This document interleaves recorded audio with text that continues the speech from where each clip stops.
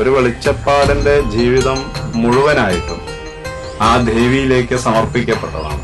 അവിടെ ഒരു നിമിഷം പോലും ഒഴിവില്ല എന്നുള്ളതാണ്.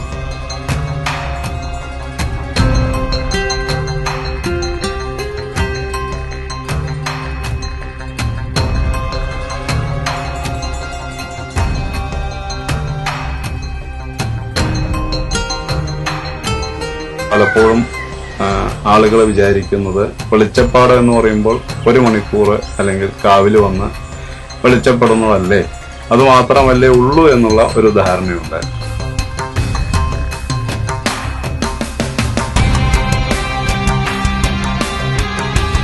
അമ്മയുടെ മക്കള് പല വിധത്തിലുള്ള വിഷമങ്ങളിലും അവർക്ക് അവരുടെ ദുഃഖങ്ങളിൽ അവർക്ക് കൃത്യമായിട്ടുള്ള ഒരു വഴി വേണ്ട വിധത്തില് പ്രകാശിപ്പിച്ചു നൽകലാണ് ഒരു വെളിച്ചപ്പാടിലൂടെ ദേവി ചെയ്യുന്നത്. യാ ദേവി സർവഭൂതേഷു മാതൃരൂപേണ സംസ്ഥിത നമസ്തസ്യൈ നമസ്തസ്യൈ നമസ്തസ്യൈ നമോ നമഃ.